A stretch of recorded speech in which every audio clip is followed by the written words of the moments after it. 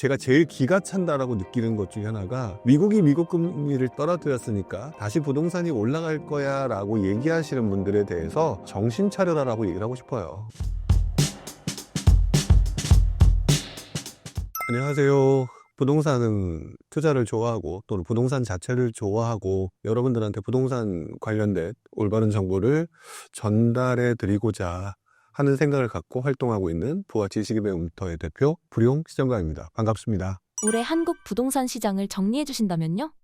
일단 저는 사람들의 심리로 일단 말씀을 좀 드려야 될 것 같아요. 부동산 시장이 원래 사람들의 움직임으로 만들어지는 시장이니까 일단 올해 부동산 시장은 부동산 투자에 관심 있는 분들 또는 수익을 내겠다라는 사람들의 그 어떤 욕심 이것들이 여전히 유지되었던 시장이고요. 이 유지가 되는 가운데에서 조금의 기회가 나오니까 많은 분들이 뛰어들었지만 한편으로는 그분들이 가격이 올랐기 때문에 이것들을 살 수 있는 사람들의 여력이 많이 떨어진 시장이다. 그래서 정부 정책에 의해서 상반기 조금 상승하는 듯했던 시장이 하반기 정부 정책의 규제 정책으로 인해서 매우 흔들렸던 시장이다. 결국 사람들의 심리가 여력에 비해서 투자하고자 하는 의지는 높았으나 몸이 따르지 않는 시장이었다. 이렇게 말씀을 드릴 수 있을 것 같아요. 부동산 정책에 따라서 가격 변동이 있는데요. 정책에 대해서 복귀해 주신다면요? 아무래도 정부는 여러분들이 아셔야 될 전제가 있어요. 정부는요, 부동산이 급등하거나 또는 급락하거나 이런 것들을 병적으로 싫어하는 곳이에요. 일단 먼저 그것부터 알고 계셔야 되거든요. 그렇게 알고 계시면 그 다음에 정부의 행동들이 이해가 되신다고 봐요. 그랬는데 사실상 지난 몇 년 전에 그 2021년 9월 이후였죠. 부동산 가격이 계속 오르기만 하다가 떨어졌잖아요. 그러다 보니까 어떤 순간에 접어들어서는 예상보다 굉장히 많이 떨어진다. 부동산 시장이 대한민국 경제에 영향을 주는구나 라고 하니까 결국 그것들을 각종 디딤돌 대출과 같은 또는 특례보금자리와 같은 그런 대출로 살려주는 듯한 즉 하방으로 더 이상 꼬꾸라지지 않도록 하는 모습을 좀 보였던 게 사실이죠. 그랬는데 문제는 바로 또 그러한 정책을 보면서 정부가 부동산을 포기하지 않았구나 또 이런 생각을 하는 사람들도 있거든요. 이런 사람들이 좀 더 정부의 생각보다 더 많이 늘어나면서 서울 아파트 특히 그 중에서도 이제 똘똘한 한 채 시장이라는 입지가 좋은 곳의 아파트가 상승을 했는데 그 상승 시장이 생각보다 정부가 생각했던 것보다 너무 급등이다. 이러니까 또다시 이렇게 하면 안 되지라고 하니까 다시 대출 규제라는 어떤 규제 정책을 통해서 지금 한 대 좀 눌러놓은 좀 심하게 말하면 좀 강하게 눌러놓은 그런 시장인 거예요. 그러니까 지금 정부 정책을 가면서 이랬다 저랬다 하는 참 줏대 없는 시장이다. 정부가 줏대가 없다라든지 이렇게 얘기하시는 분들도 있겠지만 사실상 이런 모습들이 정상적인 모습이다. 여러분들 이렇게 보고 시장이 움직이는 거를 좀 이해를 하셔야 될 것 같다. 이렇게 말씀을 드려야 될 것 같습니다. 초기 정부 부동산 정책이 나오면 집값을 자극하는 악순환 구조였는데 어느 순간 정책이 시장에 민감하게 반응하고 있는 이유는 무엇인가요? 시간이에요, 시간. 결국 시간이라고 말씀을 드려야 될 것 같은데 그 시간이란 그 구간 안에 뭐가 있었냐면 부동산 가격이 올라가는 상승장이 왔다라는 거거든요. 그렇기 때문에 처음 상승장이 시작됐을 때만 하더라도 우리가 투자하는 사람들이거나 실수요자들이겠죠. 그분들이 부담할 수 있는 가격대가 지금과 비교하면 상대적으로 굉장히 여력이 높았어요. 여력이 높았고 아까 말씀드렸던 것처럼 정부는 급등하거나 급락하는 걸 싫어한다고 그랬잖아요. 근데 만약에 급등한다고 그래서 앞으로는 우리나라 부동산 거래 금지라고 하는 확실한 정책을 썼다고 한번 해볼게요. 그러면 어떻게 돼요? 급락하잖아요. 급락하니까 결국 정부는 이 급락하는 것도 싫은 거예요. 그러다 보니까 자연스럽게 이렇게 좀 사람들이 움직인다면 지금 현재 문제가 되는 건 강남이네. 문제가 되는 곳 과천 분당이네. 경기도까지 번졌네. 이러면서 하나씩 묶어갔던 거죠. 근데 그것들을 보는 우리들은 이거 봐라. 정부가 참 멍청하네. 그러면서 바로 묶으면 되는데 왜 이렇게 하지? 우리는 이렇게 움직일 거야. 라고 하는 그러다 보니까 정부에 대해서 되게 우습게 보고 우리는 풍선 효과를 이용해서 투자를 해서 돈을 벌었다는 거죠. 사실 정부 입장에서도 어느 정도 부동산 가격이 올라가면 우리나라 경제에 도움이 돼요. 그렇기 때문에 적정한 성장이나 적정한 상승은 내버려 두고 싶은 상황이거든요. 근데 그게 어느 정도 선을 지나게 되면 정부는 이제 맡게 되겠죠, 더. 아까 말씀드린 것처럼 뭐 서울 맡고 어디 맡고 이렇게 하다 보면 어느 순간 하나 둘씩 묶어가게 되면서 우리 몸을 죄어오는 그런 상황이 대출 규제가 꽉 찰 거예요. 대출 규제가 꽉 차는 상황이고 또 가격은 또 워낙 많이 올랐기 때문에 우리도 옛날에는 서울 아파트 같은 경우는 5억이면 샀는데 지금 이제 12억, 15억 한단 말이죠. 그럼 뭘 해야 되느냐? 대출 없으면 안 돼요. 점점 부담은 커지고, 그러니까 그 무엇인가 살 수 있는 여력은 줄어들고, 정부의 규제는 점점 꽉 차서 우리가 움직일 수 있는 범위를 좁혀왔고, 여기에 대출 없으면 살 수 없는 상황이 됐을 때 정부가 딱 대출 규제를 하는 순간 우리는 그냥 한마디로 꽁꽁 묶이게 되는 거죠. 이런 자연적인 현상들을 우리가 풍선 효과로 돈을 벌었다 하는 이분들이 자기 몸이 묶인 거를 지금 모르고 있는 거예요. 쉽게 말하면 비커 속에 개구리란 말 들어보셨어요? 비커 속의 개구리를 넣어놓고 물을 천천히 끓이면 자기가 익는지도 모르고 죽죠. 지금 그 상황에 빠져 있는 게 어설픈 투자자들이라는 거죠. 어설프게 돈을 버는 투자자들이 그 방식으로 지금 접근하다가 지금 좀 낭패를 겪고 있는 상황이다. 이렇게 보는 게 정확한 표현일 것 같아요. 정부의 부동산 정책을 쉽게 요약해서 설명 부탁드립니다. 사실 부동산 정책이라는 게 무엇을 어떻게 할지를 알 수는 없어요.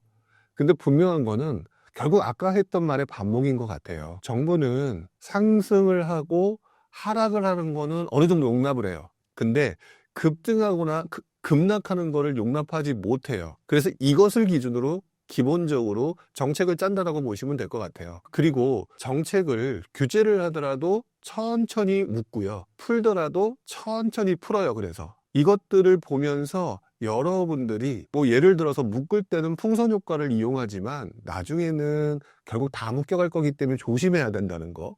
근데 풀 때도 빨리 풀었으면 좋겠지만 정부는 굉장히 천천히 풀면서 혹시라도 시장이 또 갑자기 급등할까 봐 그렇기 때문에 천천히 풀면서 풀려지는 정책이 누적되어서 어느 순간 시장에 영향을 미칠 때까지 다시 이제 온기가 올 때까지 굉장히 오랜 시간이 걸린다. 이렇게 일단 부동산 정책이 흘러간다라는 큰 흐름을 알고 계시고 그리고 이제 각자 우리나라 부동산 정책이 과거에 어땠다라든지 이런 것들을 하나 둘씩 공부해 나가시는 게 맞을 것 같아요. 최근 정부의 부동산 정책은 어떻게 평가하시나요?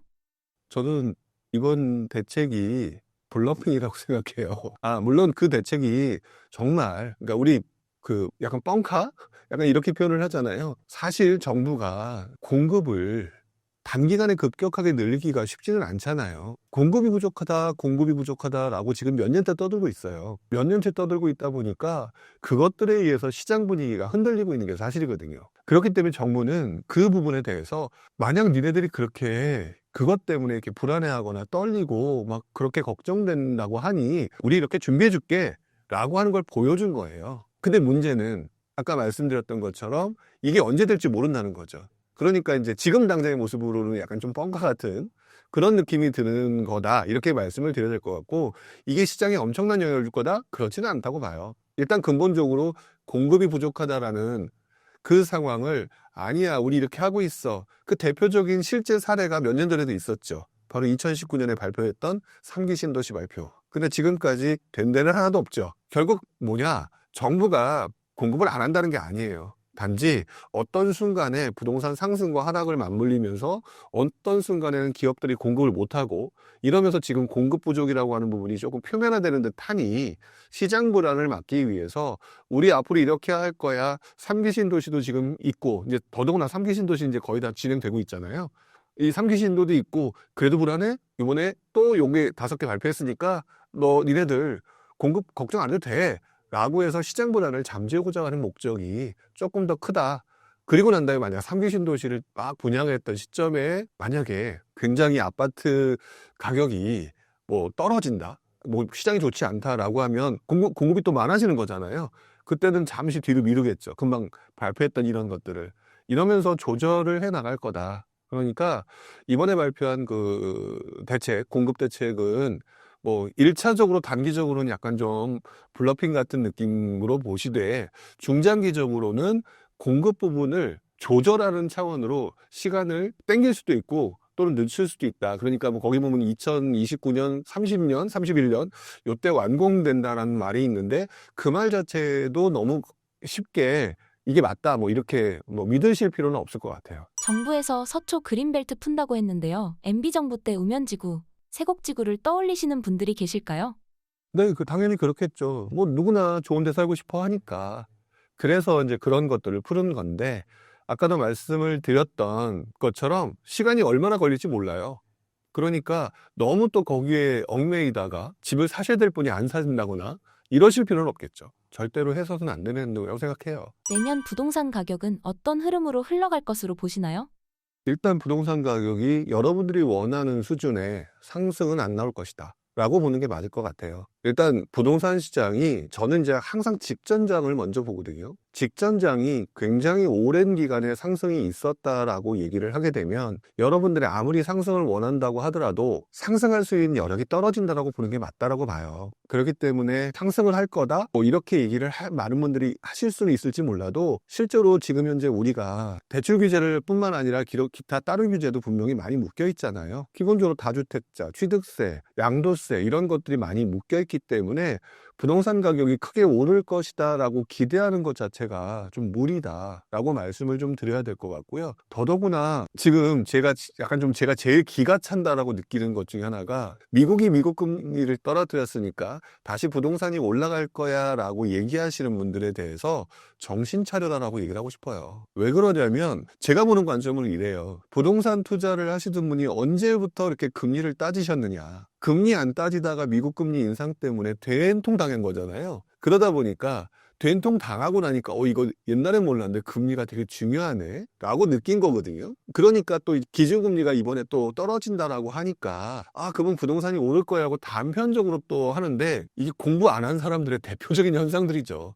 시장들이 단편적으로 이거 움직일 것처럼 착각하시는 건데 기본적으로 미국의 기준금리 인상이 거시경제에 영향을 미치는 거는 맞잖아요. 그런데 지금 우리나라의 부동산 시장을 볼 때는 이미 좀 뭐랄까 상승 기간을 거쳐오면서 많이 여력이 없다라는 게 가장 우선순위라고 생각해요. 그렇기 때문에 이게 어느 정도 다져지는 과정이 있어야 되는 것이고요. 그리고 또 더 나아가서 지금 기준금리가 떨어졌는데 우리나라 지금 대출금리를 오르고 있잖아요. 결국 뭐냐? 여러분들이 기준금리와 대출금리를 이꼴로 생각하고 있다? 이것도 지금 잘못 알고 있다라는 거거든요. 그러니까 뭐 가산금리가 올라가든 뭐 국고채 금리가 없고 장기금리, 장단기금리, 채권금리가 어쩌고 이런 것들을 다 모르시기 때문에 그냥 기준금리 이꼴 대출금리가 같이 연동해서 움직인다는 착각 속에 빠지고 있는 것 같다. 근데 지금 현재 상황에서는 미국의 기준금리가 떨어졌다라고 해서 다시 우리나라 기준금리가 떨어질 것이고 여기까지는 맞을 수 있을지 몰라도 당분간 뭐 대출금리가 떨어질 것이라든지 이러기에는 정부는 가계부채 문제 때문에 또 다른 고민 속에서 금리의 변동폭을 미국의 기준금리에 너무 연동시켜서 나가지 않을 가능성이 높다고 봐요. 그래서 내년 상반기에 다시 어떻게 될 것이다. 그래서 다시 오를 것이다 라고 얘기하기에는 굉장히 어려운 장이다. 그렇기 때문에 굉장히 좀 쉽지 않은 장이라고 봐야 될 것 같고요. 그러니까 일단 1차적으로 이렇게 별로 거시경제 상황으로 봤을 땐 별로 좋지는 않은 장이다 라고 말씀을 좀 드려야 될 것 같고요. 여기서 더 나아가서 말씀을 드려야 될 게 하나가 있는 게 뭐냐면은 지금 공급 부족이라고 하는 거 되게 많이 들어보셨잖아요. 이제 거시 말고 지금 부동산 자체예요. 부동산 자체가 공급 부족이라고 하는 부분들을 정부가 해결을 못 하고 있어요. 정부가 해결을 못 하고 있고 그러니까 신도시 발표한 거와 더불어서 이번에 또 다른 곳들의 뭐 서리풀이라든지 그다음에 의왕이라든지 고향 대곡이라든지 이쪽을 발표했잖아요. 이처럼 공급 부족이라는 게 조금 안 좋은 상황이다. 누적되고 있다. 그렇기 때문에 이것들이 예를 들어 집값이 안 좋다. 라고 하면 결국 우리 사람들은 전세라든지 월세라든지 이런 쪽으로 넘어갈 수밖에 없는 상황이기 때문에 전세 시장과 월세 시장의 불안이 같이 맞물리면서 나타날 거라고 봐요. 그렇게 되면은 내년에 보면은 그냥 느낌상으로 보기에는 시장 자체는 이렇게 별로 이렇게 엄청나게 좋은 시장은 아니다. 상승을 기대하기에는 좀 애매한 장이다. 그런데 다음번에 우리가 투자를 할 수 있는 그 과정에서 그 뭐라 그럴까 긍정적인 요소이고 시장 불안 요소인 전세 가격, 월세 가격 상승, 그다음에 공급 부족 이것들로 인해서 차근차근 우리가 투자를 한다든지 이런 대상 지역을 찾는 데 있어서 준비해야 될 시기예요. 그래서 내년 자체는 상승입니다라고 말씀을 못 드리겠는데 일단 그래서 상저죠. 상반기는 별로 좋지 않을 것이다. 그리고 보통 그러면 상저하고라든지 상저하저라든지 이렇게 얘기하는데 저는 저고보다는 기회라는 말 줘서 상저하기라고 말씀을 드려야 될 것 같아요. 하반기부터는 기회가 올 것이다. 왜? 전세 가격 상승, 월세 가격 상승이라고 하는 부분이 또 다른 투자처를 만들 수 있을 것 같고요. 그리고 또 한 가지를 또 추가적으로 얘기를 한다면 지금 서울 수도권이 너무 움직일 것 같으니까 눌러놨잖아요. 기존에 지방이 너무 안 좋았어요. 그 좋던 도수를 눌러놨으니 지방은 더욱 안 좋겠죠. 근데 문제는 지금 현재 건설사들 공급 늘리기 위해서는 건설사들을 조금 그 숨통을 틔워줘야 되는데 지방분 보장 때문에 너무 힘들어요. 그래서 내년도 언제가 될지 모르겠지만 1차적으로 지방주택을 정상화시키는 대책이 최소한 한 개 정도는 나오지 않겠느냐. 저는 이렇게 보고 있어요. 이것도 어떻게 또 상황에 따라서는 지방이 기회가 될 수도 있겠죠. 그러니까 결국 내년도 시장은 상저하기다. 이렇게 표현을 해야 될 것 같아요. 계속해서 정부의 대출 규제가 강화될 거라고 생각하시나요?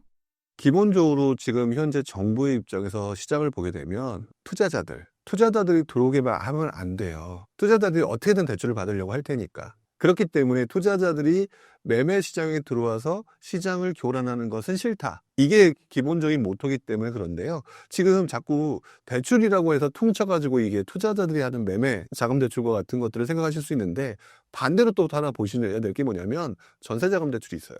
전세자금대출은요. 투자자들이 하는 게 아니라 실수요자들이 하는 거라 정부 입장에서는 뜨거운 감자예요. 이거를 그냥 그대로 내버려 두게 되면 가계부채 문제가 심각해지는 상황이 만들어질 것이고 그렇다고 조여주게 되면 서민들은 갈 데가 없는 거예요. 대출도 못 받는데 공급은 부족해서 전세 가격이 올라갈 수밖에 없는 상황인데 그럼 난 어떻게 하라는 거냐. 빌라 가면은 전세 사기다 하면 어떻게 하느냐. 뭐 이런 식의 얘기가 나오겠죠. 그래서 서민들 입장에서 전세자금 대출에 대해서 아우성을 칠 가능성이 높기 때문에 이번 대출과 관련된 부분은 두 가지로 분리를 해서 보셔야 돼요. 첫 번째는 투자자들이 살 수 있는 자금, 유동성의 여력이라고 하는 대출과 그러니까 일반 그 매매자금 대출 같은 그런 대출과 그 다음에 전세자금 대출인데 전세자금 대출은 지금 일단 가계부채 문제가 되게 큰 문제니까 일단 지금 조여들고 있지만 내년도에 가게 되면 그걸 해결할 수 있는 뾰족한 방법이 많지 않다라고 하면 아무래도 전세자금 대출과 관련된 부분, 지금 DSR과 관련된 부분이겠죠. 그런 부분들을 쉽사리 묶지는 못할 것이다. 이렇게 봐야 되는 게 정상적일 것 같아요. 물론 나중에는 어느 정도 또 조정을 하겠지만 전세자금 대출 자체가 기본적으로 서민들을 위한 대출이다라는 어떤 그런 모습을 취하고 있다면 자연스럽게 대출 규제 중에서도 전세자금 대출 규제를 더욱더 강화시키기는 어려울 것이거나 또는 약간 풀어주면서 시장이 꺾이는 거를 방지하려고 하는 차원에서 전세자금 대출이라든지 이런 것들을 좀 풀어줄 가능성이 있다. 이렇게 보고 있어요. 앞으로 금리가 내릴 것이기 때문에 집값이 다시 폭등할 것이라는 분석이 있습니다. 어떻게 생각하시나요?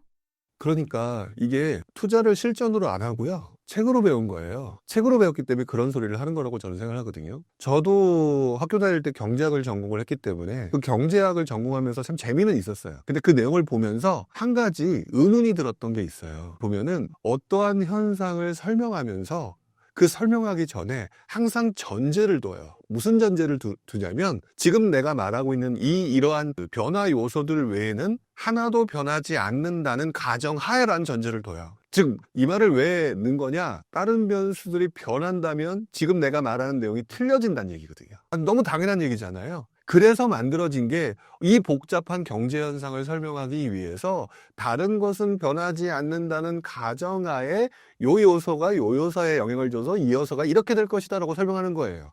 그게 경제학이거든요. 책에서 하는 얘기예요. 근데 지금 말하는 게 그건 거예요. 다른 요소들이 있는데 다른 요소들을 본 적이 없거나 그 요소들이 시장에 어떠한 영향을 미치는지 이 시장은 복잡계잖아요. 경제학 교과서는 단순계란 말이에요. 우리들이 이 시장을 이해하기 위해서 단순한 논리로 설명을 해주면서 이해를 시키고자 하는 거거든요. 그러니까 기준금리가 오르고 떨어지게 되면 당연히 일반적으로 세계 경제가 연결되어 있으니까 우리나라 기준금리가 떨어져야 우리나라 자금 유출이 안 될 거 아닙니까? 우리 보통 이렇게 설명하죠. 자금 유출이 안 되려면 우리도 떨어져야 된다라고 얘기를 한단 말이죠. 그런데 복잡기에서는요, 간단하게 설명할 수 있어요. 그래서 원래 자금이 빠져서 나가야 되거든요. 근데 빠져나가서 미국 말고 또 다른 나라도 갈 거 아니에요. 근데 그 나라가 지금 형편이 없어. 그럼 나갈까요? 우리나라에서 돈이 빠져나갈까요? 그래도 구간이 명관이야? 안 나간다고요. 즉, 자금 유출이 안 될 수도 있는 거예요. 이게 실제 현상이란 말이에요. 이게 복잡계에서 나타나는 현상이라는 거죠. 그런데 그거를 경제학 교과서에 나온 것처럼 설명한다? 그러면 안 되죠. 안 된다고요. 지금 기준금리가 떨어진다라고 하는 거는 이 기준금리를 근간으로 설명을 하고 있죠. 기준금리가 기본적으로 시장에 들어오는 자금이라든지 그다음에 이제 유동성이라든지 이것들을 또 제어하는 데 되게 큰 영향을 미치잖아요. 그런데 그것들이 모든 것을 제어하는 게 아니에요. 그것들을 예를 들어 대출금리도 마찬가지예요. 대출금리는 원래 기본적으로 국고채 금리를 기반으로 플러스 가산금리가 있는 거거든요. 근데 가산금리 같은 경우는 쉽게 말하면 금융기관들이 많이 먹는 거잖아요. 예를 들어서 가산금리니까 그만큼 마진을 먹는 거잖아요. 마진을 먹는 건데 예를 들어서 요번 같은 경우는 정부가 야 올리지 마. 지금 시장이 이렇게 안 좋은데 이렇게 얘기하면 못 올리는 거잖아요. 그럼 기준금리가 떨어지는데 가산금리 못 올리면 떨어지겠죠. 반대로 아무 말이 없어요. 그러잖아도 요즘 분위기 안 좋은데 가산금리라도 올려서 조금이라도 대출도 못하게 하는데 이문이라도 많이 먹어야지 라면 가산금리 올라가겠죠. 그럼 뭐예요? 기준금리가 떨어졌는데 대출금리는 그대로 이거랑 올라갈 수 있는 거예요. 이게 복잡계에서 일어나는 실제 현상이라는 거죠. 근데 그거를 갖다가 실제 상황을 보다 보면 과거에는 이랬구나 저랬구나라는 게 복잡계에서 일어났던 현상들이거든요. 근데 그걸 왜 복잡계에서 일어났던 과거 현상들을 복귀할 생각을 안 하고 경제학 교과서만 가지고 그렇게 하느냐라고 얘기하는 거죠, 제가. 사실 중요한 건 그거예요. 이거를 갖다 명쾌하게 설명할 수는 없어요. 복잡계를 어떻게 명쾌하게 설명할 수 있겠어요. 그런데 여러분들이 알고 있는 논리 있잖아요. 여러분들이 알고 있는 논리는 모든 것이 일정하다라는 가정하에 몇 가지 요소들의 변화 요인들을 분석한 거예요. 그것들이 익었기 때문에 시장이 이렇게 갑니다라고 설명한다는 거는 웃기는 소리예요. 여러분들이 그것들을 이해하려고 배우려고 하셔야 되는 거는 단순계가 이렇게 움직인다라고 한다면 그렇다면 실제 복잡계인 실제 시장 상황에서는 그거에 영향 주는 또 다른 요소들이 뭐가 있을까? 이 요소들이 또 움직이게 되면 어떤 식으로 시장에 영향을 미칠까라고 하는 것들을 과거 사례를 통해서 복기를 하거나 이번 경험을 통해서 또 내 경험으로 만들어서 다음번에 시장의 움직임에 고려를 하는 거죠. 근데 복잡계는 결론을 만들어내기는 어려워요. 그래서 이번에는 이랬으나 다음에는 이럴 수가 있을다라고 말씀드릴 수가 없는 거죠. 그러니까 항상 얘기할 때 조심스러울 수밖에 없는데 이것들을 여러분들은 단순계 세상처럼 너무 쉽게 그래서 어떻게 된다고 이렇게 물어보시는 거죠. 그래서 원래 예측이라는 거는 틀리도록 되어 있어요. 그러니까 틀린다는 거 인정하시고 또 하나 지금 많은 분들이 설명하는 그런 단순 논리들이 단순계에서만 일어나는 현상들이기 때문에 복잡한 이 시장에서는 반만 맞고 반은 틀리다라고 생각을 해주고 이 유튜브에서 그렇게 설명하시는 분들이 의견을 받아들이셔야 돼요. 현재 공격적인 매수가 아니라 보수적으로 부동산 시장을 지켜봐야 된다고 생각하시나요?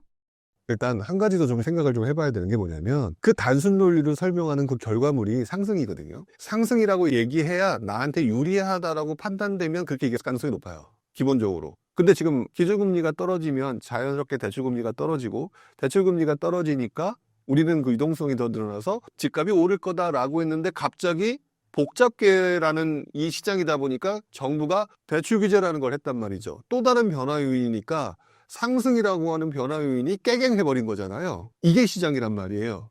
그래서 예측을 한다?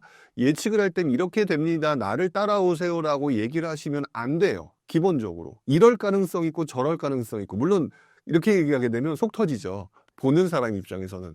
근데 그분이 진리예요. 제가 볼 때는. 그 중에서도 가능성이 참 6대4 정도 되는 것 같습니다. 이것만 얘기해도 대단한 거라고 저는 생각을 하거든요. 근데 여러분들이 이미 그런 것 자체를 생각해 본 적이 없으니까 자꾸 명쾌하고 단답형의 답변을 원하시는 분들한테 따라가려는 본능이 있는데 그러다가 이상한 사람 걸리면 죽는 거예요. 그거 조심해야 된다고요. 시장은 복잡한 시장이고 지금 이미 여러분들 보셨어요. 기준금리 떨어졌는데 왜 대출금리는 올라가고 있으며 올해도 가격이 오른다라고 얘기했는데 왜 지금 안 오르고 더 위축되고 있느냐? 우리가 흔히 말하는 기준금리와 대출금리의 단순 연결 요인들이 이 시장에서는 또 다른 변화 요인이 또 치고 들어오니까 이게 꼬여버린 거거든요. 되게 어려운 시장이죠. 그거를 배우는 게 여러분들이 진짜 공부하는 거지, 경제학고가에서 나오는 몇 가지 단어만 가지고 주구절거 이게 맞네 졌던 이렇게 얘기하면 안 되는 거죠. 부동산에서 얘기하는 입주 물량이 감소하면 집값이 오른다, 공급이 줄어들면 집값이 오른다? 그런데 안 그러는 경우 많이 보셨잖아요. 이미 공급 물량이 줄어든다, 서울의 공급 물량 줄어든다는 얘기 진짜 많이 들었죠. 근데 왜 2022년, 2023년 그리고 지금도 떨어지고 있을까요? 대출 기저라고 하는 또 다른 변화 요인이 들어온 거잖아요. 그래서 얘는 1차 방정식이 아니에요. 고차 방정식이에요. 고차 방정식의 변수를 가지고 고민해야 되는 것들은 가능성을 가지고 얘기를 해야 되는 건데, 이게 무슨 1차 방정식인 양 풀어 제낀다? 그런 분들은 가짜일 가능성이 높으니까 그분들 말을 듣지 않으셨으면 좋겠습니다. 공격적으로 투자할 때와 보수적으로 투자할 때를 구분할 수 있는 방법이 있을까요? 여러분들이 공부를 하기 전에 돈부터 벌으려고 해요. 많은 분들이. 물론 벌 수 있죠. 근데 잘 생각해 보시면 왜 로또에 당첨된 사람들의 끝이 그렇게 좋지 않을까요? 돈을 관리할 수 있는 능력이 없어서예요. 운이 좋아서 돈을 벌었다 하더라도 관리할 수 있는 능력이 없으면 결국 무너지게 되어 있다라고 저는 생각이 들어요. 그래서 저는 지금 가장 중요한 거는 여러분들이 과거 시장이 어떻게 움직였고 이때 우리들이 어떤 움직임을 보이고 어떤 행동을 했는지 이것들을 조금 복기하시는 게 맞다라고 생각해요. 이것들을 좀 복기할 줄 알아야, 제가 얘기할 때 보면 옛날 얘기 되게 많이 하잖아요. 옛날 얘기를 많이 할 때 또 어떤 분은 폄하하시는 분이 있죠. 야, 옛날에 이렇게 됐다고 해서 앞으로 이렇게 된다는 보장 있어? 없죠. 그런데 제가 말하는 건 이거예요. 저는 우리 사회자님의 앞으로 할 일을 하나 알고 있어요. 좀 이따가 배고프면 밥 먹으러 갈 거예요. 그리고 저녁 때 집에 퇴근하겠죠. 그리고 갑자기 배 아프면 화장실 갈 겁니다. 제가 이런 얘기를 했다고 쳐봐요. 당연한 얘기잖아요. 근데 이 당연한 얘기는 알고 보면 우리한테는 기본적으로 우리가 살면서 움직이는 기본 패턴이라는 게 있다고요. 저는 그거를 얘기하고 있는 거거든요. 근데 부동산 투자나 일반 투자에도 그런 패턴들이 존재해요. 돈 되면 몰려들고요. 안 된다면 도망가요. 그래서 시장은 아주 간단한 논리로 접근을 하는데, 처음에 시장이 안 좋으면 아무도 안 오다가 시장이 돈이 된다라고 하면 몰려 들어와서 아무런 관심도 없던 사람들이 미친 듯이 몰려올 장이 되면 그때는 급등을 하잖아요. 그러면 그게 위험 신호예요. 왜? 과도하게 올랐잖아요. 그러면은 과도하게 올라온 다음에 감당할 수 없는 사람이 없는 수준이 됐으면 그 이후에 내 거를 받아줄 사람이 없으면 가격은 떨어지게 돼 있거든요. 그러면서 시장이 재편되고 또다시 무너지는 사람 생기고 재편되다가 다시 시장은 다시 움직여요. 이게 반복된다고요. 그래서 제가 지금 예를 들어서 좀 있으면 배고프실 겁니다. 좀 있다가 화장실 가실 겁니다. 이 정도는 예측할 수가 있는 거죠. 여러분들도 그거랑 마찬가지. 이거를 갖다 대입해서 보면은요, 이렇게 보셔야 돼요. 사람들이 우르르 몰려들어왔던 장에 투자하는 게 맞겠습니까? 안 왔을 때 투자하는 게 맞겠습니까? 몰려오지 않았을 때 싸게 사는 게 맞는 거예요.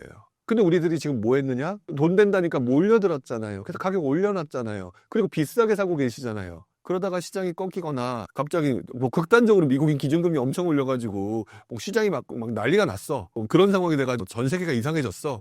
그러면 금리도 올라가고, 비싼 가격에 샀는데 무너지겠죠. 그러면 던졌는데 누가 싸게 사줘야 되는데, 누가 사주려고 하는데 누가 사려고 하겠어요. 그럼 또 가격이 떨어지고 무너지는 거죠. 이게 계속 반복이에요. 그러면 아주 여기서 간단한 결론이 나와요. 과열되면 멈추었다가 누군가가 무너지거나 시장이 가라앉으면 그때부터 살 준비를 해서 조금의 움직임이 있을 때 싸게 사서 나중에 또 과열되는 상황이 됐을 때 비싸게 파는 거예요. 이게 반복이란 말이에요. 특히 부동산 시장은 이 흐름이 주식처럼 또는 다른 일반 상품처럼 막 급변하는 게 아니기 때문에 그거를 판단하기가 너무 쉬워요. 근데 그걸 왜 못하느냐? 이렇게 천천히 움직이는 부동산을 왜 못하느냐? 그냥 마음이 급해서 빨리 돈 벌고 싶어서 그런 거거든요. 가장 간단해요. 제일 좋은 방법은 그래서 원래 침체됐을 때 제일 좋은 입지에 있는 물건들을 그때 시점에 제일 싸게 사는 거예요. 딱 그거 하나만 해도 한번 생각해 보세요. 우리가 지금 침체장이라고 하는 2010년대 초반에 강남의 아파트가 그때는 비싸다라고 얘기하고 집값이 오르지 않을 거야 라고 얘기들을 많이 했잖아요.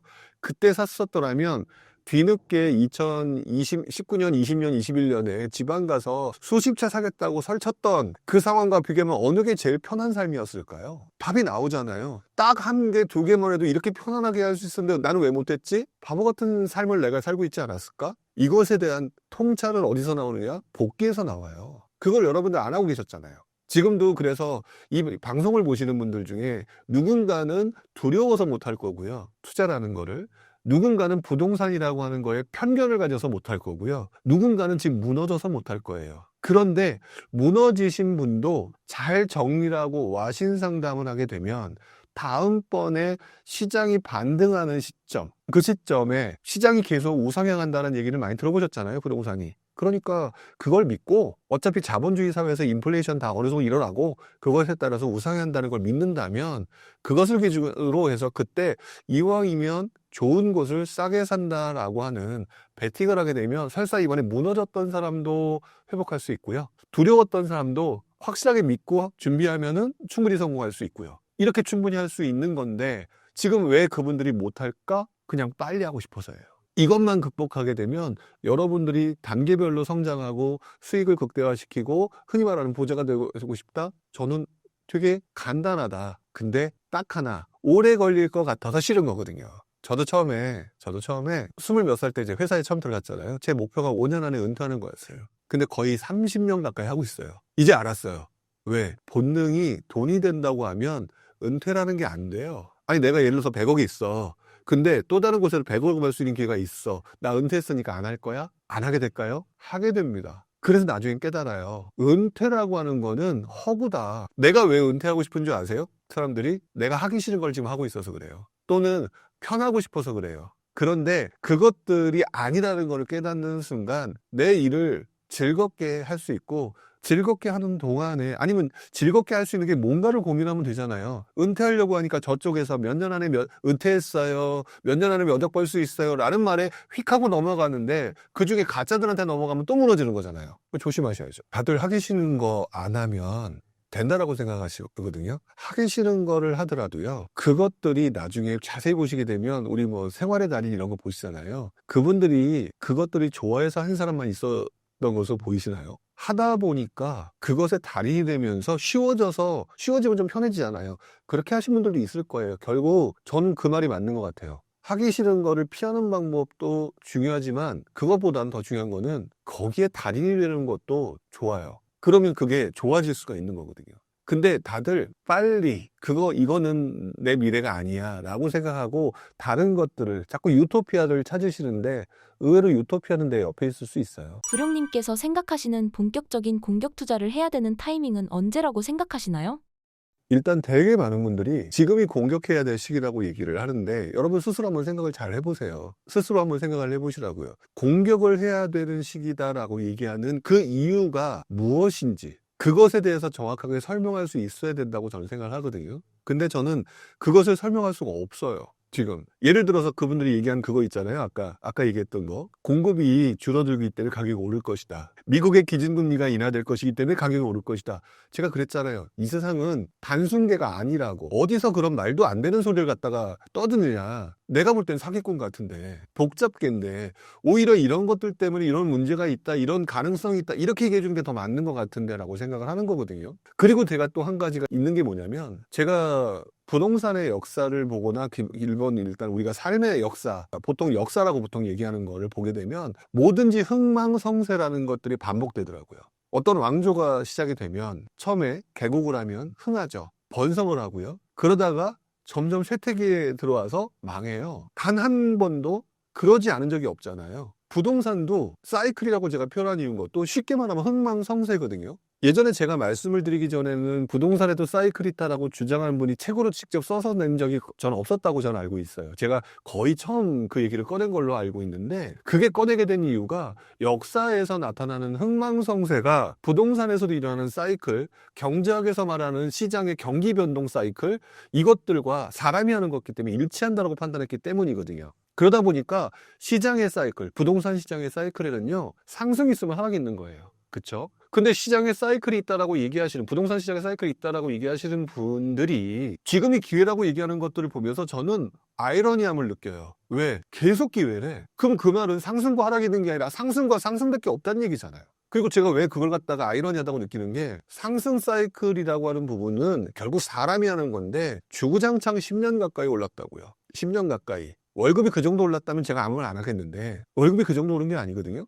그러면 우리는 이미 과부하가 걸렸어요. 그러면 그 과부하가 해소될 때까지 주춤하는 게 정상적이라고 봐요. 그리고 그것들을 보통 우리는 하락 또는 침체장이라고 얘기하죠. 여러분들 하락을 자꾸 또 누군가에 의해서 급락장, 폭락장이라고 생각하는데, 저는 하락장이라고 표현하는 게 아니라 보통 침체 조정장이라고 표현을 해요. 보통 그렇게 얘기를 한단 말이죠.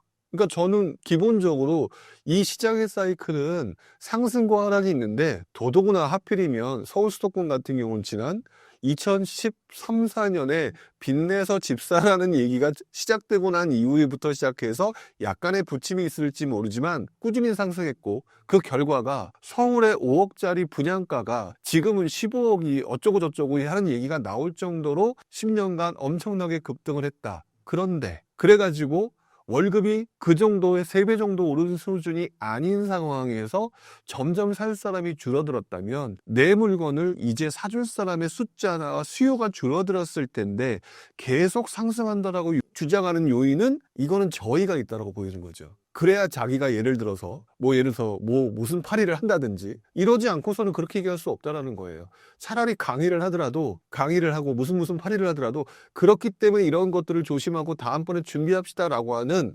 공부를 하고 있는 그런 거를 판다면 모르겠는데, 자꾸 그렇게 얘기하면서 지금 자꾸 여러분들의 심리를 불안하게 하고 그래서 사게끔 얘기하는, 그런 식으로 유도하는 그 행위는 상승 이꼴 상승, 사이클은 무슨 사이클, 그냥 간다, 이렇게 얘기하는 거랑 뭐가 다르냐라고 생각을 한다는 거죠. 기본적으로 저는 그래서 지금 10년 정도, 보통 10년 사이클이라는 얘기를 많이 들어보셨을 거예요. 10년 정도 상승하고 나면 자연스럽게 주춤하는 건 정상인 거고, 이미 그래서 2021년 이후에 주춤주춤 하고 있는 거 있잖아요. 주춤주춤 하고 있는 거, 이것도 일종의 침체 조정장의 흐름이에요. 그러니까 그리고 난 다음에 그 대신 언제 오를지 모르죠. 그러니까 지금부터 열심히 봐야 될 때죠. 정부가 또다시 무슨 정책을 피면서 우리 보고 사라고 하는 상황이 만들어질 수도 있는 거고, 그러면 또다시 그 파고, 정부가 만들어준 파고에 올라타야죠. 근데 지금 아무것도 없잖아요. 오직 하지 말라고 몽둥이 들고 때려주려고 하는데, 거기에 대해서 자꾸 아니라고 가야 된다라고 얘기한다? 그거는 좀 잘못된 생각인 것 같아요. 똘똘한 한 채 이야기에 대한 부룡님의 생각이 궁금합니다.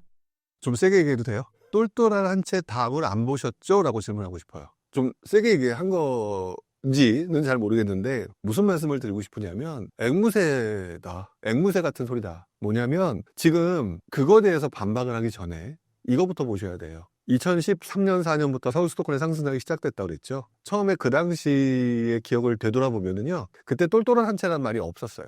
그때만 하더라도 갭 투자해가지고 일기신도시라든지 이런 거에 미친 듯이 투자를 하던 시기예요. 그때 유행하던 시절은 소형 아파트, 그 다음에 적절하게 위치가 좋은데 가격이 오르지 못하고 전세 가격이 높아서, 실수요자가 많아서 전세 가격이 높아서 적은 비용으로 투자할 수 있는 곳이 흔히 말하는 왔다였어요. 그런 시장이었는데, 정부가 빚내서 집 사라라고 하는, 또는 약간 집을 사주세요 라고 하는 상승과 또는 이제 구매를 유발하는 정책들로 전환을 했었었죠. 정책들로 딱 전환을 하고 난 다음에 여러분들이 집을 사려고 보니까, 그전엔 몰랐는데 집을 사려고 보니까 속된 말로 어디를 사고 싶어요? 좋은 거 사고 싶잖아요. 그래서 강남이 오른 거거든요. 그래서 올랐어요. 오르고 보니까 입지가 좋은 것이 너무 많이 오르네 라는 것들을 바로 직전에 알고 있던 논리가 바뀌기 시작한 거예요. 바뀌기 시작한 거거든요. 자, 바뀌기 시작하고 난 다음에 그 다음에 또 어떤 현상이 나타났느냐. 정부가 규제가 들어와요. 규제가 딱 들어오니까 그 다음에 어떤 현상이 드느냐. 다주택자 하지 말래야 되는 거잖아요. 그러면 우리가 할 수 있는 게 뭐가 있어요? 일반인들 입장에서는. 그러면 더 상급지로 가서, 왜냐면 그동안 많이 올랐으니까 논리의 인과관계가 맞잖아요. 야, 그동안 역시 입지가 좋은 것이 많이 올랐네. 역시 똘똘한 한 채. 정부도 그렇지 않아도 한 채만 하라고 하니까 일시적 1가구 2주택 이거 이용해서 한 채를 해야 되겠네 하니까 상급지로 가는 거예요. 그러다 보니까 또 어디가 많이 올라요? 수가 이쪽으로 집중되니까 똘똘한 한 채가 많이 오른 거예요. 그런 상황으로 계속 이어지면서, 물론 이제 투자자들은 또 외곽으로 나갔지만 그것들은 이제 논외로 하고, 그러면 지난 10년간 뭐 봤는 줄 아세요? 결론. 그동안 봤던 모든 흐름이 뭐였어요? 상급지의 똘똘한 한 채였잖아요. 지금 전국에 있는 모든 사람한테 물어보세요. 상급지의 똘똘한 한 채 외에 다른 생각을 가지고 계신 분이 있는가? 여기서 과연 전문가라고 하는 부분이 남들이 다 믿고 있는 상급지의 똘똘한 한 채 가라는 말을 반대되는 소리를 할 수가 있을까요? 아니다라는 걸 확실하게 경험한 사람을 제외하고는 그렇게 말 못할 거예요. 바꿔 말하면 이 전문가분들이 그 이상의 경험이 없는 거일 수도 있는 거고, 또는 사람들이 원하는 게 이 내용이니까 이 내용을 얘기를 해야 되는 게 맞는 거겠죠. 그래야 제대로 얘기를 해주니까, 믿어주니까. 그런데 저는 여기서 이 얘기를 하고 싶은 거예요. 그런 말 있죠. 부동산은 장기 우상향이기 때문에 결국 오른다라고 하잖아요. 그렇기 때문에 그중에서도 제일 많이 오르는 게 똘똘한 한 채이기 때문에 큰 그림으로 거시적으로 보게 되면은요, 상급지에 똘똘한 한 채 가는 게 맞아요. 이 말이 틀린 건 아니거든요. 근데 시장에는 사이클이 있단 말이에요. 그러니까 사이클이 이렇게 움직이죠. 그러면 급등장도 있지만 주춤하는 장도 있단 말이죠. 그럼 지금이 무슨 장이냐? 주춤하는 장일 가능성이 좀 높아요. 이 장에 어떤 일이 일어나는지를 단 한 번도 경험하지 못한 것 같다는 거예요. 이 많은 분들이. 자, 상급지의 똘똘한 제가 지난 10년간 우리가 많이 봤어요. 증명이 됐어요. 그러니까 이 내용을 근거로 이게 맞습니다라고 얘기를 하는 게 당연한 것처럼 들리는 건데, 문제는 상급지의 똘똘한 한 채가 대세입니다라고 다들 떠들게 됨으로써 나타나는 현상이 뭔지 아세요? 오버페이스예요. 오버페이스가 나타나기 때문에 이때 여러분들이 상급지 들어가기 위해서 여러분들 뭐 했습니까? 연끌하셨잖아요. 자, 상급지를 그냥 쉽게 해서 강남이라고 얘기를 해볼게요. 그러면 강남에 지금 들어와서 지금 강남에 아파트를 가지고 계신 분이 있다. 그러면 크게 두 가지로 나눠질 거예요. 첫 번째, 원래부터 강남에 살아서 강남이 오르든 말든 아무 상관없는 사람, 또는 강남에 가고 싶은 게 로망이라서 강남에 힘들게 연끌해서 들어온 분, 크게 둘로 나눠지겠죠? 강남에 원래부터 살고 계신 분들은 아무 문제 없는데요, 강남에 연끌해 오신 분들은요, 시장 경제에 영향을 받아요. 그래서 만약에 금리가 인상을 한다든지, 또는 기타 여러 가지 외부 변수에 있거나, 또는 사업이 망할 수도 있고 뭐 이렇게 되잖아요. 그래서 내가 감당할 수 있는 수준으로 들어오지 못한 분들은 여기서 시장이 조금 조정을 받거나 약간 침체기에 접어들었을 때는 위축받는 현상들이 발생을 해요. 위축받는 현상이 발생됐을 때 원래부터 강남에 계신 분들은 아무 영향 없어요. 이분들이 무너지는 현상들이 단기적, 중기적으로 발생할 가능성이 있다는 거죠. 근데 우리들이 이 방송을 보신 분들이 과연 강남에 원래부터 있던 분들일까요? 영끌에서 강남에 들어오시려고 하거나 들어오신 분들이 이 방송을 볼 가능성이 높지 않을까요? 이분들이 지금 시장 변동성에 취약하단 말이죠. 그래서 길게 보면 상승장의 우상향 속에서 똘똘한 한 채로 들어가는 거는 맞는데요, 그 중간에 영끌했던 사람들이 무너지고 흔들리고 재편되는 과정이 만들어지고, 이때 강남이 급락이라는 표현들이 나오면서 가격들이 떨어지는 것들이 나와서 다시 시장이 재편되는 상황이 단기적으로 발생해요. 그게 2009년에 DTI 규제가 나오고 난 다음에 그때 똘똘한 채라고 해서 우르들었단 말이에요. 그러다가 무너져서 2012년도에 강남이 2, 3억씩 떨어져요. 당시 여러분들 강남 떨어지고 못 보셨죠? 많이 못 보셨을 거예요. 물론 오르고 난 다음에 떨어진 거라 처음부터 싸게 들어간 사람은 아무 문제 없었죠. 근데 뒤늦게 영끌한 사람들은 영끌까지 했는데 가격까지 떨어져 봐요. 견딜 수 있을까요? 못 견딘다고요. 이거 무너지는 상황이 발생될 소지가 있다라는 거예요. 지금 장기적으로 똘똘한 채가 우상향하는 시스템 하에서는 맞는 말인 건 맞는데 모든 사람이 거기에 부합되는 게 아니잖아요. 중간 단계에서 상승하는 것만 봤으니까 믿고 들어갔는데, 예를 들어서 뭐 그런 경우 있을 수 있죠. 극단적으로 부부가 맞벌이를 하고 있었는데 한 사람이 회사를 그만뒀다라든지, 사업을 하고 있었는데 사업이 문제가 생겨서 망했다든지 이랬는데 마침 그 시점에 연끌을 했던 거와 같이 맞물리게 되면 내가 견딜 수 없잖아요. 근데 시장이 약간 위축되는 상황이면 내가 샀던 가격으로 팔 수 있을까요? 못 팔아요. 그래서 이때 단기적으로 위축되면서 나타나는 현상들이 나타날 수 있거든요. 저는 바로 그 부분을 얘기하고 싶은 거예요. 모든 사람이, 저도 길게 보면 우상향입니다 라고 얘기하는 것처럼 얘기하면 말은 편해. 빠져나갈 구멍도 있어. 내가 단기적으로 흔들릴 수 있다는 얘기는 안 했잖아. 장기적인 얘기 했는데 단기적으로 가끔 이럴 수는 있어. 이렇게 얘기하면서 빠져나갈 수 있거든요. 근데 제가 볼 때는 결국 그래서 무너지는 분들은 자기 모든 것을 다 잃는 거예요. 잃어버리는 거거든요. 이런 분들의 포커스를 맞춰서 얘기해야 되는 게 맞다고 봐요, 저는. 그래서 똘똘한 한 채라고 하는 시장의 그 컨센서스는요, 시장이 위축되면 무너집니다. 왜? 똘똘한 한 채를 갔는데 그 중에서 영끌했던 사람이 무너지면서 그냥 시장을 딱 보니까 시장이 무너지는 것처럼 보이는 거예요. 근데 원래부터 강남에 있었던 사람들은 아무 문제 없어. 그 모두 실제 아무 문제 없지만 일부 몇 사람에서 이런 시장이 발생하기도 하고 누군가는 그것 때문에 위험에 빠진다는 거죠. 그런 시장이 있다라는 거를 얘기해 주는 게 맞다. 그게 맞다라고 얘기를 하는 거고요. 그리고 시장이 위축되잖아요. 시장이 위축되면 제가 앞서서 무슨 말씀을 드렸었냐면 정부는요, 급등과 급락을 싫어한다고 얘기를 했어요. 급등이나 급락이나 다 무슨 현상이냐면 사람들이 몰려와서 엄청나게 많은 수요가 몰려와서 급등을 하는 거고요. 엄청나게 많은 수요들이 포기하고 빠져나가기 때문에 급락이 오는 거거든요. 이런 현상을 보게 되면 급락이라고 하는 현상이 나올 가능성이 높고, 또 이런 현상을 방지하기 위해서 정부는 자연스럽게 시장 안정화 대책을 펼치게 되어 있어요. 시장 안정화 대책. 시장 안정화 대책을 펼치는데 아무도 살 사람이 없었잖아. 그러면 그때 무슨 행동을 하는 줄 아세요? 그동안의 패턴으로 보게 되면 우리 사회자님이 오늘 좀 이따 배고프실 겁니다처럼, 그리고 난 다음에 배 아프면 화장실 가실 겁니다처럼 정부는 급락을 방지하기 위해서 자연스럽게 안정화 대책을 펼칠 거고, 안정화 대책을 펼치려고 보니까 대다수의 실수요자들이 무서워서 안 와. 이러면 다주택자들 너희들 이리 오렴 라고 얘기를 하는 정책을 펼치게 되는 게 가능성이 매우 높고, 이러면 똘똘한 한 채가 또다시 아무 의미가 없어져요. 똘똘한 한 채가 떨어지는 걸 봤잖아요. 또 떨어지는 걸 봤잖아요. 그쵸? 그리고 정부는 턴을 해야 하잖아요. 다주택자들을 위해서 니네들이라도 와서 좀 사줄래? 그러면 다주택자가 유리한데 과연 똘똘한 한 채가 만들어질까요? 이러면서 시장이 다시 컨센서스가 똘똘한 채에서 다주택자로 바뀌었던 것이 2009년부터 2014년 당시의 상황이었어요. 그렇게 바뀌어가는 게 계속 그 당시의 상황인데, 지금 10년간, 고까지 10년 보고 난 다음에 10년 가지고 앞으로 계속 똘똘한 채가 될 것이다 라고 말하는 거는, 물론 제 말도 틀릴 수 있죠. 하지만 저는 결국에는 말씀드리는 거는 리스크라는 차원을 봤을 때 똘똘한 한 채가 과도하게 사람들한테 컨센서스가 만들어졌던 것들이 더 위험하다라고 보는 거예요. 그리고 다주택자들이 갭 투자 막 하고 막 했던 그게 너무 위험해진 게 뭐 때문에 위험해졌냐? 정부가 규제로 전환했을 때였어요. 그래서 똘똘한 채가 만들어졌단 말이죠. 정부 정책이 이렇게 손바닥 뒤집듯이 바뀌는데 똘똘한 채가 계속된다? 시장을 통찰하지 못한 거라고 저는 생각을 해요. 지난 수십 년간 정부의 방침에 따라서 다주택자와 똘똘한 채가 반복되면서 나타났던 현상들을, 그러면 중간에 잘못하다가 무너질 수 있는 거 아까 설명드렸죠? 이런 상황에 내가 될 수 있는데 무작정 똘똘한 한 채라고 얘기를 한다? 그건 아니라고 저는 봐요. 물론 똘똘한 한 채를 감당할 수 있는 수준이다?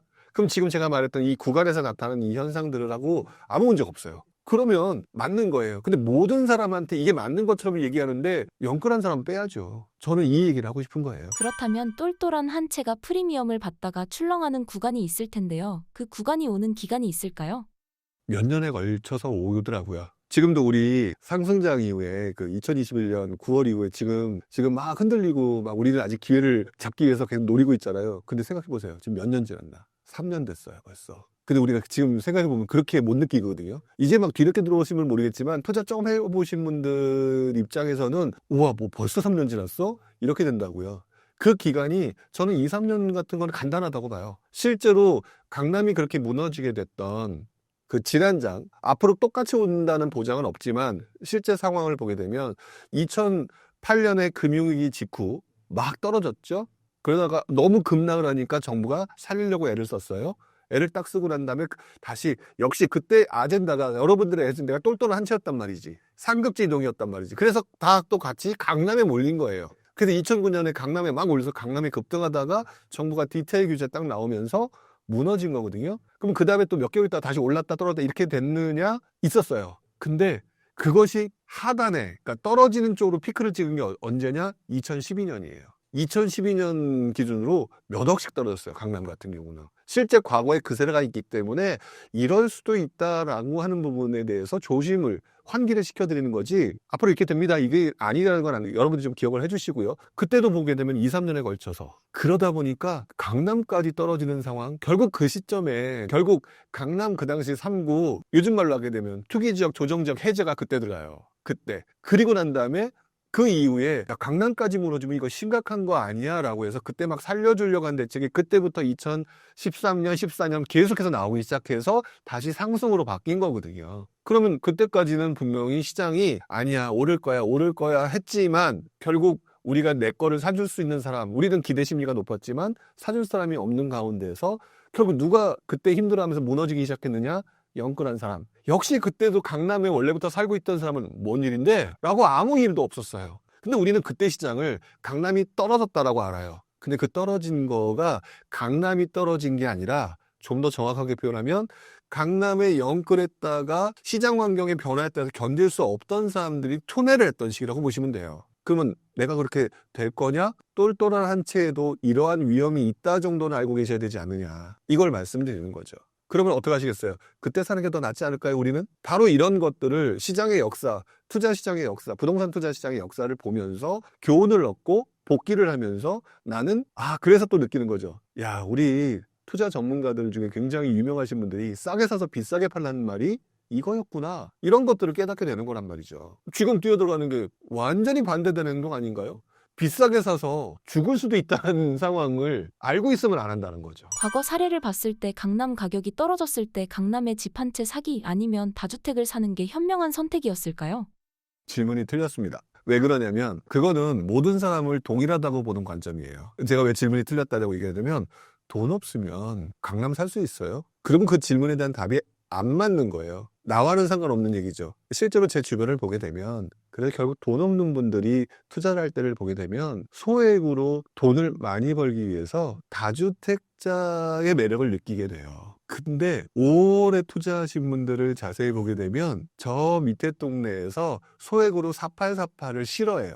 근데 이 모든 사람들을 퉁칠 수가 없다라는 거죠. 그러니까 지금 그 질문의 의도는 알겠지만 저는 개인적으로 이렇게 생각을 해요. 있는 사람이라고 한다면 못하러 힘들게 고생을 하느냐, 시장이 별로 좋지 않을 때 내가 지금 강남 살고 있거나 마용성 살고 있다면 거기서 상급지 또는 내가 살고 있는 동네 수준에서 계속 좋은 거 찾아서 너무 조급하지 않게 움직이면 좋다라고 얘기를 하고 싶고요. 특히 우리 이제 젊은 분들이거나 초보자분들 같은 경우는 돈이 없어요. 그리고 강남에 뭐 원베일리 60억? 우리 세상의 일이 아니에요. 속은 상하겠지만 결국 그거 못 본다고요. 그럼 결국 내가 할 수 있는 거는 서울도 아닐 수도 있어요. 서울도 아닐 수도 있고 경기도일 수도 있고 인천일 수도 있고 또는 상황에 따라 지방일 수도 있고 그러면 결국 이분들이 뭘 해야 되느냐? 소액으로 수익을 극대화시킬 수 있는 방법은 시장이 안 좋아졌을 때 그러니까 시장이 별로 안 좋을 때 정부가 집을 사세요라고 얘기를 할 때 N승을 해야 되는 거겠죠. 그러면 다주택자가 유리할 수밖에 없고 그래서 다주택자가 또 매력적이게 되는 거예요. 그래서 내가 처해진 상황에 따라서 좀 다르다. 근데 지금 상황은 둘 다 불리해요. 강남을 산다고 그랬는데 강남이 이미 비싸서 여유 있는 사람도 좀 그러네 라고 더 이상 오르기가 쉽지 않네 그런 상황이고 또 다주택자를 규제를 하고 있는 상황에서 뭘 할 수가 없잖아요. 근데 이걸 갖다 억지로 뭔가 하려고 한다? 파도를 거스르려고 하지 않는 게 좋아요. 그럴 때 나의 마음을 다스릴 수 있는 건 딱 하나. 기다릴 줄 아는 것도 투자다. 여러분들은 뭘 사야지 투자라고 생각을 하시는데 시장의 사이클과 흐름이라는 게 존재하기 때문에 기다리는 것도 투자예요. 그럼 그동안 아무것도 안 하느냐? 아니죠. 옛날 상황도 보고 또 옛날에 무슨 신문기사가 있었고 당시 선배들은 무슨 행동을 했고 그것도 안 모르면서 와신상담 준비를 한다? 그건 말이 안 되는 거거든요. 그냥 투자한다고 바로 돈 버는 게 아니니까 그렇게 지금은 하는 게 시기적으로 좀 투자하기가 굉장히 어려운 시기인 것 같아요. 그러니까 지금은 조금 여러분들 경험이 없거나 지식이 없다면 준비를 좀 하는 게 맞지 않을까. 마지막으로 신사임당 구독자분들께 한 말씀 부탁드립니다. 요즘 시장이 별로 부동산 같은 경우는 투자하기가 좋지 않은 시장이면 틀림이 없죠. 그런데 이 부동산 시장이 그렇다고 해서 벗어나기에는 우리와 너무 밀접한 시장이에요. 그렇기 때문에 아까도 제가 표현을 했지만 기다리는 것도 투자다라고 생각을 하고 이 시장에서 벗어나지 않는 게 제일 중요할 것 같아요. 뭐 회사를 다니시는 분이거나 또 다른 일을 하시는 분들이나 다 마찬가지겠지만 기본적으로 본인이 하고 있는 일에 충실하시고요. 그리고 중간중간 부동산 시장이 어떻게 돌아가는지, 또는 이제 주변 부동산에 관심 많은 사람들은 또 어떻게 움직이는지, 뭐 이런 거, 뭐 동해 활동도 좋고, 뭐 아니면 다양한 활동을 통해서 이 시장 주변에서 맴도셔야 돼요. 이 시장 주변에서 맴돌지 않으면 그때 뒤늦게 허겁지겁 들어오게 되는 경우, 또다시 이번 장에 상승장 후반에 아무 생각 없이 몰려왔다가 마루타가 돼버린, 무너져버린 사람들을 반복하게 될 가능성이 높으니까 그냥 옆에서 계속 노셨으면 좋겠어요. 하시는 일 열심히 하시고 주변에서 계속 이야기하고 노셨으면 좋겠다. 그게 바로 여러분들한테 도움이 되는 방법이다라고 말씀을 드리고 싶습니다.